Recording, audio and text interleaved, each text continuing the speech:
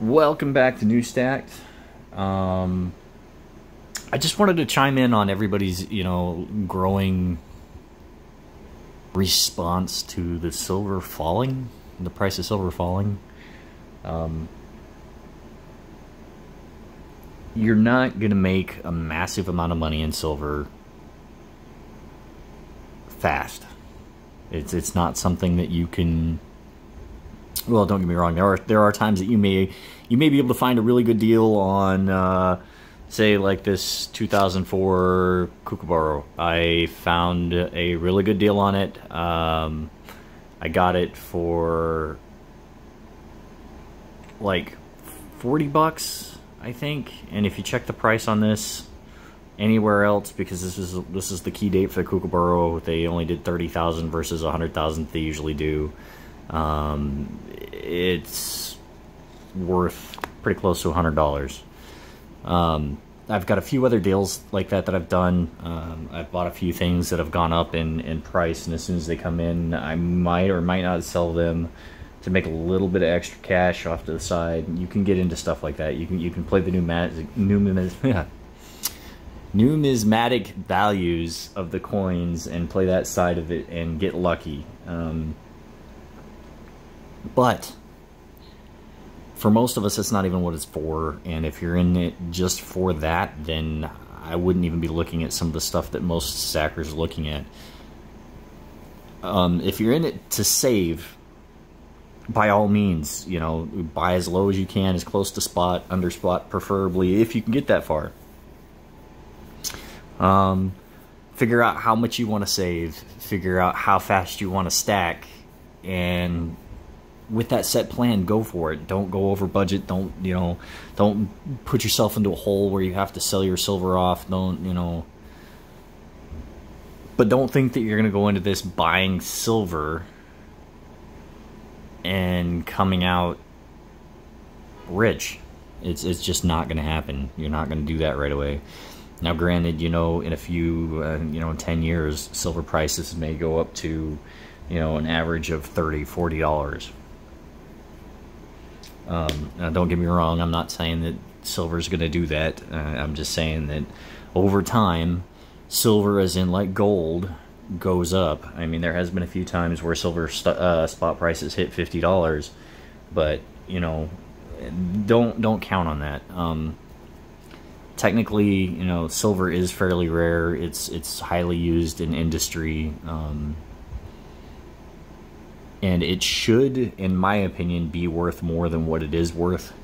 But that's just because I've been looking into the mining aspect of it, and I understand that, it's not mined primarily anymore. It's usually just a secondary mining, I guess, win for the mining company. Where I'm from in Idaho, we've got a copper mine that its secondary producer is gold. And the gold pays most of the bills, and the copper is just all, profit after that. But that's what they're mainly after there is for copper, and that's what a lot of places are doing now, is they're mainly mining, these other metals, and then silver and gold, they're the secondary. And they make some decent money off of it, but the point is silver production is slowing down quite a bit. And eventually people are going to understand that, hey, the more silver that is needed, the less that's actually coming out of the ground. The market's going to shoot up on it. Will it shoot up $50? Who knows? I can't tell you that. I think that, silver is going to be, by the end of next year, we're going to be looking at $20 to $23 an average for, a spot price for silver. That's just my thought on the metal itself. And I think we'll level out and bounce back and forth between 20 and 23 for the next few years, and then eventually we'll keep climbing up that ladder nice and steadily, and then eventually, the money that you put into it, whether it be to hedge inflation, which a lot of people are doing, that's not a bad thing. Hedging inflation is a really good thing for your money. It's a really good thing for you.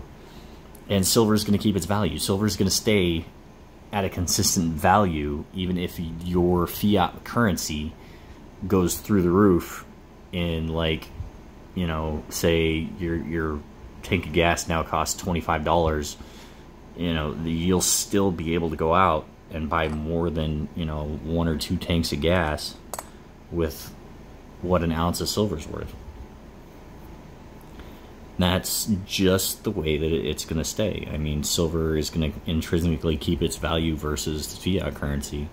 Same thing with gold. I mean, gold would do the same thing. I honestly feel that gold is maybe a little bit overinflated on its price, but you know, it's not up to me. So just keep in mind that the silver price of tanking isn't the end of the world.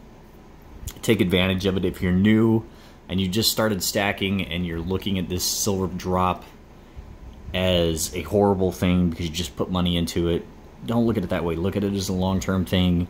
You're going to try and get your cost per average, you know, cost per ounce down, and that's the best way to do it, because over time, when it gradually goes up, it's going to pass that amount that you've paid on average for cost for your per ounce of silver. Like right now, I think I'm at like $22 an ounce. I think that's what I'm at right now. But like I said, I started 4 or 5 months ago. So, you know, and I've made some silly purchases, mostly for charity, but you know, I'm okay with those type of purchases. I'm okay with donating a little bit of money to cancer research or whatnot, and you know, getting some silver in return. That sort of thing doesn't bother me. Typically, I'll see a guy in the street and I'll give him 20, 40 bucks anyways. So you know, that's 40 bucks out of my pocket that I don't have. So it's just what you want to do with it. Stacking is all about your personal preference and what you want to do with it. So all I can say is, no matter what you're doing with it, have fun with it. Get the things that you want to get. Keep a consistent purchase schedule, and always try and buy in cash or check. You know, save as much off of the premiums as possible. Don't ever, well, I wouldn't say don't ever, because I've done it already, and you know, I kind of glad I did with some of my purchases, but it paid with credit card to get some of the things that I got. But nonetheless, you know, just do what you need to do with it. Don't get too worried if silver, you know, constantly goes up, or if it constantly goes down. If it goes down, take advantage of it going down. Purchase more silver, because whatever it is that you got set across for that month will buy more silver that month. But at the same time, if you go out and silver's, I don't know, $21 an ounce, and you can't buy as much silver as you wanted to, or if you thought you were going to, you're still spending the same amount on silver. So just remember, you know, whatever it is that you're trying to do, whatever it is that you're trying to keep going, just keep it up.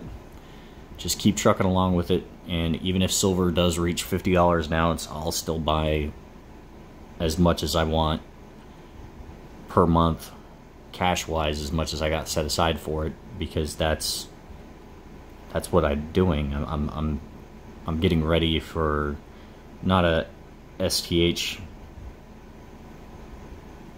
scenario, not a, you know, I'm not looking at this as a retirement. I probably will cash out on this eventually, for a good short chunk of it, or even play the ratio game, the gold-silver ratio, if I can get lucky enough to see, you know, silver drop down to, geez, even pretty close to 50 to 1. Yeah, I think 51. I'd change out a few,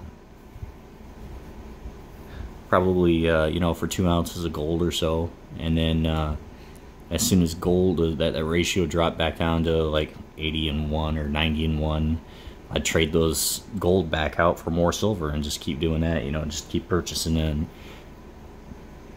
doing what you get, you know. That's a good way to increase your savings as well, playing the ratio. You could theoretically hit pretty big with that if we got a really big dip in the ratio. This video is kind of rambling on a little bit. It's probably my longest video. But nonetheless, all I wanted to say is for all you new stackers out there, including myself, just keep moving forward. Just keep buying silver. Don't overspend what you're supposed to be, you know, set aside for your silver. Purchase what you want to purchase and have fun with it. That's all there is to this. So, thanks for watching my stat grow.